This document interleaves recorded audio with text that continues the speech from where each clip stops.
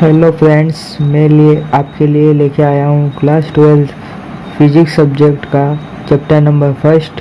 और आज हम इसमें पढ़ेंगे विद्युत आवेश तथा क्षेत्र। इस पार्ट में हम देखेंगे कि विद्युत आवेश तथा प्रेरण द्वारा आवेश तथा समापत्र उद्योग आदि सभी के बारे में इस वीडियो में हम देखेंगे।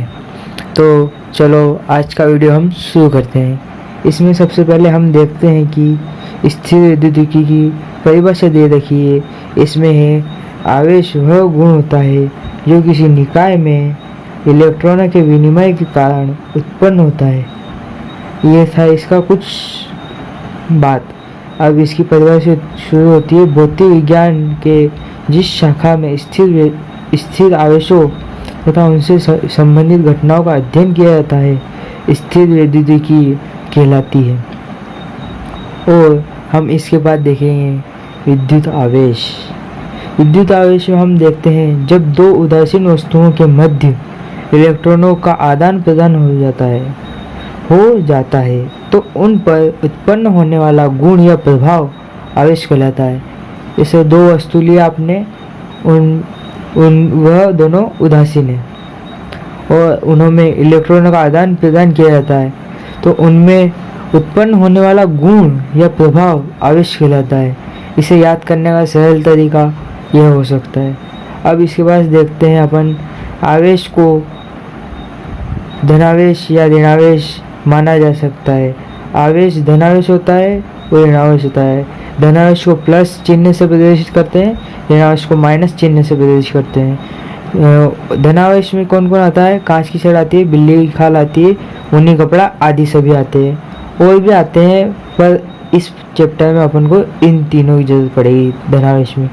ऋणावेश में अपन देखते हैं ऋणावेश में रेशम कपड़ा, प्लास्टिक की छड़, एबोनाइट की छड़ और एम्बर, एबोनाइट, प्लास्टिक, रबड़ आदि सब।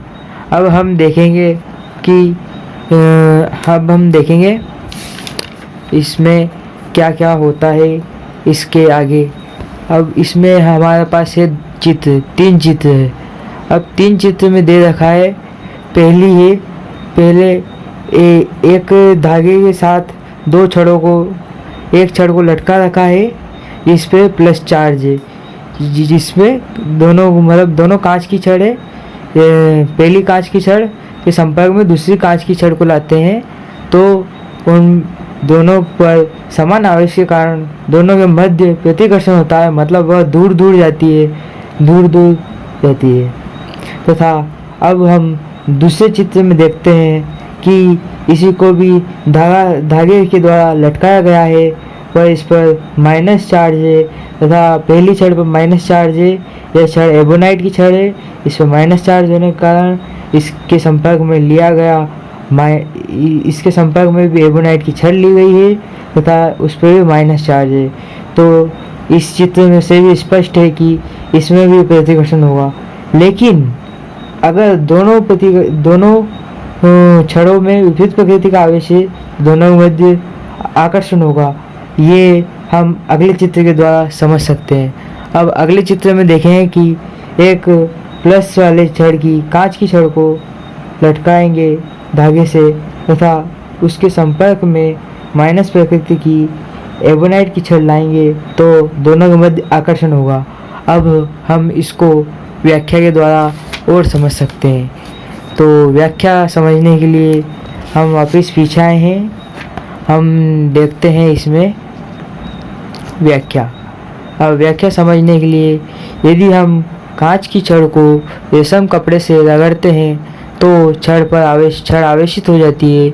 इसी प्रकार आवेश की छड़ को बिल्ली खाल से रगड़ने पर यह आवेशित हो जाती है, परंतु इन दोनों छड़ों पर उत्पन्न आवेशित प्रकृति विपरीत होती है ना। अब हम इसका दूसरा पॉइंट देखेंगे। यदि हम कांच की छड़ को रेशम कपड़े से रगड़कर एक धागे से लटका दे तथा दूसरी छड़ को रेशम कपड़े से रगड़कर इस लटकी हुई पहली छड़ के पास लाएं तो लटकी हुई छड़ दूर हो जाती है। यानी दोनों कांच की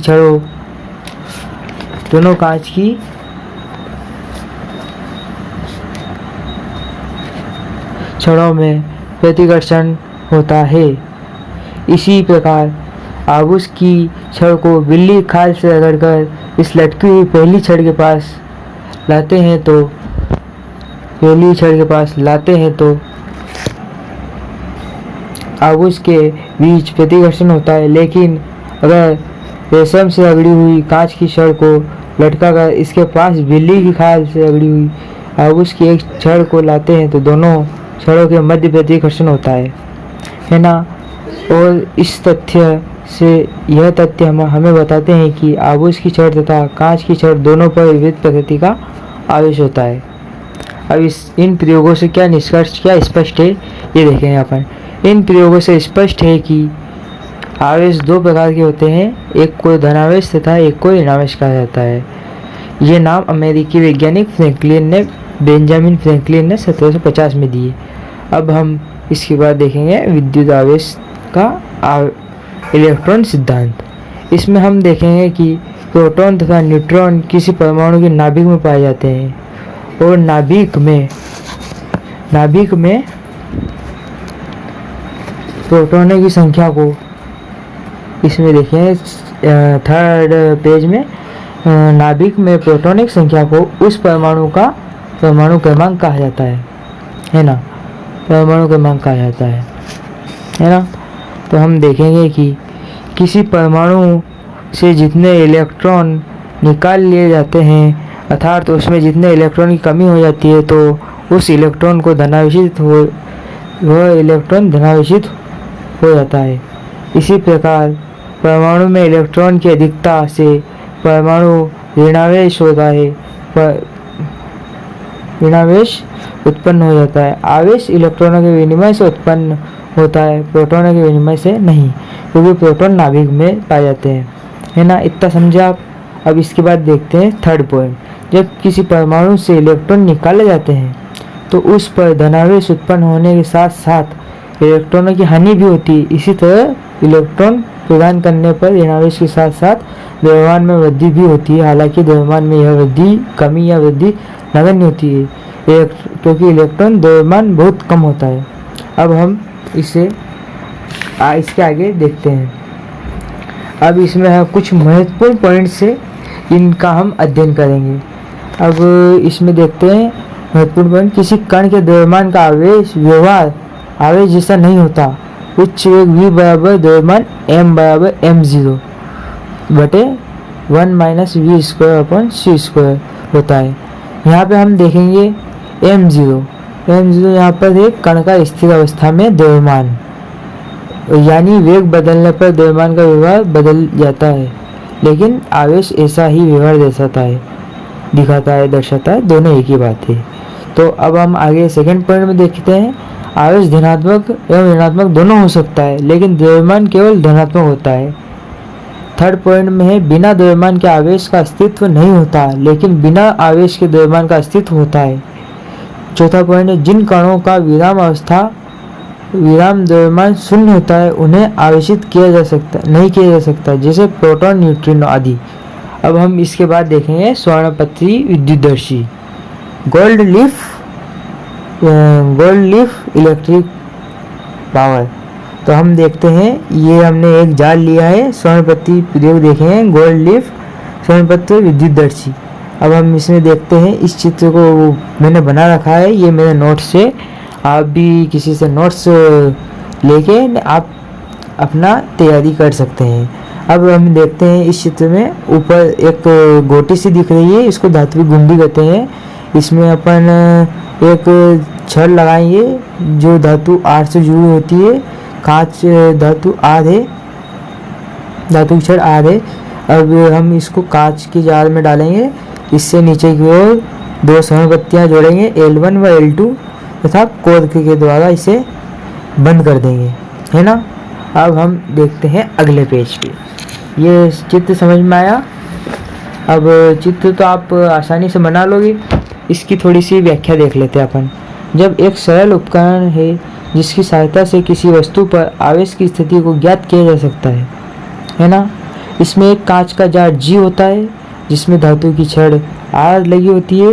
इस छड़ के ऊपरी सिरे पर दो धातु की गुंडी के लगी होती है, जबकि निचले सिरे पर दो स्वर्ण पत्तियां L1 तथा L2 लगी होती है।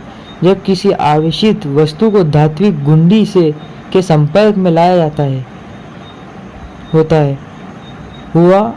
जाता है तब कुछ आवेश धात्विक छड़ से होता हुआ स्वर्ण पर विस्तृत हो जाता है, जिससे इन स्वर्ण पत्तियों के मध्य प्रतिकर्षण उत्पन्न होता है। इस प्रतिकर्षण की मात्रा से आवेश की मात्रा अनुमानित जानकारी मिलती है। अब ये टॉपिक पूरा हुआ। अब हम देखेंगे चालक तथा विद्युतरोधी। इसमें देखेंगे ऐसे पदार्थ जिनमें आवेशों का प्रवाह आसानी से हो जाता है चालक कहलाते हैं, है ना। अब हम मेन पॉइंट पढ़ लेंगे इसमें और समझ लेंगे।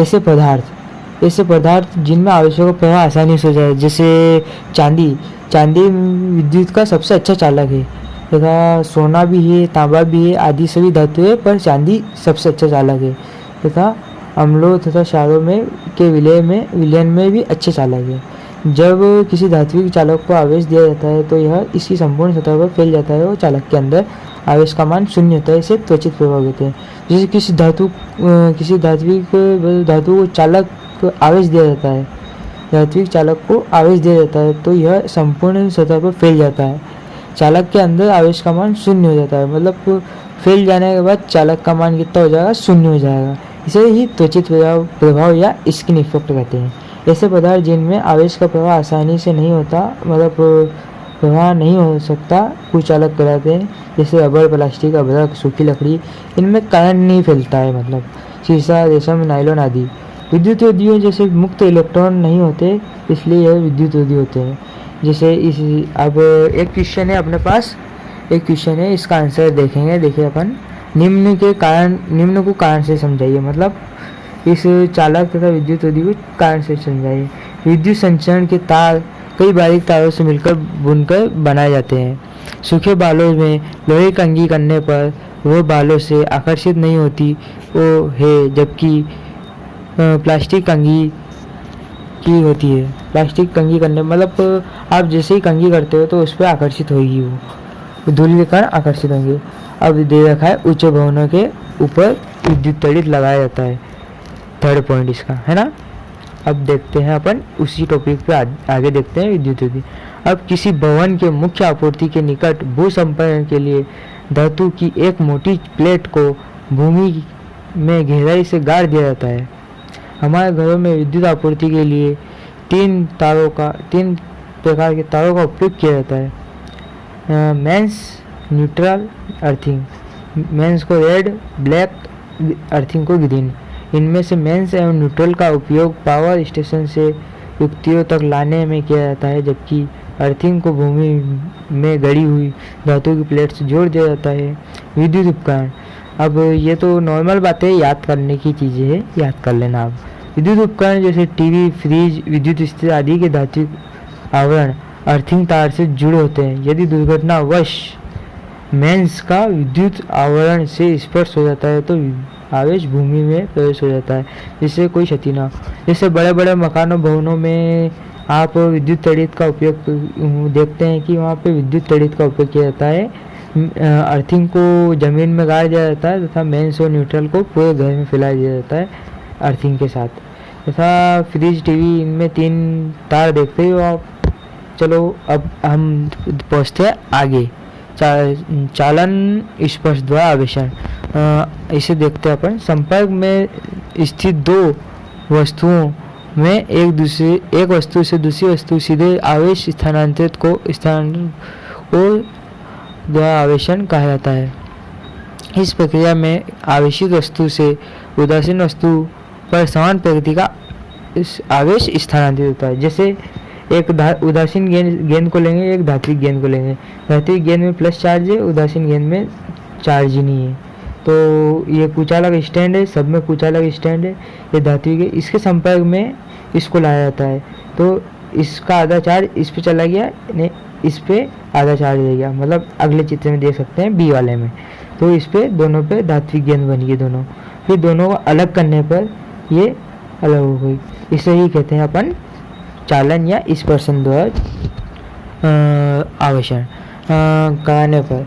तो अब ये अपना टॉपिक कंप्लीट हुआ। अब पढ़ेंगे प्रेरण द्वारा आवेशन, फिर इसके बाद आप कल पढ़ेंगे अपन अगले वीडियो में देखेंगे अपन इसके बाद। अब हम देखते हैं प्रेरण द्वारा आवेशन। जब किसी आवेशित चालक को किसी अनावेशित चालक के संपर्क में लाए बिना आवेशित कर दिया जाए तो इसे प्रेरण द्वारा आवेशन कहते हैं। जैसे इसमें देखा गया है धात्विक गेंद, उदासीन गेंद, मतलब ये इस पर कोई चार्ज नहीं है, इसके संपर्क में मतलब धात्विक गेंद है, इस पर चार्ज तो है, प्लस भी है माइनस भी, इसके पहले वाली सतह पर प्लस है, इसके माइनस है, तो अपन मतलब दोनों प्लस है जो समझो। इसके पास संपर्क में एक छड़ लाएंगे जिस पर माइनस चार्ज है, तो इसके धात्विक गोले पर इस तरफ प्लस चार्ज हो जाएगा, इस पर माइनस चार्ज हो जाएगा। अब इसी को आगे देखते हैं, इसको इसके पास लाएंगे तो प्लस माइनस। अब ये माइनस वाला चार्ज भू संपर्क के द्वारा जमीन में चला जाता है और इस पर प्लस चार्ज रहता है कुछ अलग स्टैंड के कारण। तो इसको निम्न चरणों में देख सकते हैं अपन, प्रेरण द्वारा आवेशन निम्न चरणों में संपन्न होता है। अनावेशित धातु के गोले के पास अनावेशित छड़ को ले जाते हैं। छड़ पर आवेश के कारण गोले की सतह जो छड़ की तरफ होती है पर छड़ का रंग विपरीत आवेश आ जाता है और इसकी विपरीत सतह पर अगली सतह का विपरीत आवेश आ जाता है। इस द्विविध गोले की छड़ के विपरीत वाली सतह को भू संपर्कित करने पर धात्विक गोले पर छड़ पर आवेश का विपरीत आवेश बचता है जो कि पूरी बॉल पर एक समान रूप से वितरित होता है। अब चौथा पॉइंट है, उपरोक्त चित्र में प्रेरण द्वारा आवेशन धात्विक बॉल के धात्विक धनावेशित होने पर समझाया गया है। इसी प्रकार धनावेशित छड़ का उपयोग करके धात्विक बॉल को ऋणावेशित भी किया जा सकता है। हाँ वो कोई ये बस उसमें क्या है, उसमें जहाँ पे प्लस था इसमें माइनस है, इसमें प्लस छड़ को लाएंगे तो इस पर पहले वाली सतह पर माइनस चार्ज हो जाएगा, पीछे वाली सतह पर प्लस चार्ज हो जाएगा। इसको प्लस को लाएंगे तो इस पर माइनस, तो ये भू संपर्क के द्वारा प्लस नीचे जाएगा, माइनस ले जाएगा छड़ पे। तो इसी के साथ हम देखते हैं कि हमारा ये प्रेरण द्वारा आवेशन भी संपन्न होता है और हमारा यहीं पे संपन्न होता है। अब हम मिलेंगे अगले पार्ट में और देखेंगे हम आगे की चर्चा करते हुए। जय हिंद, जय भारत।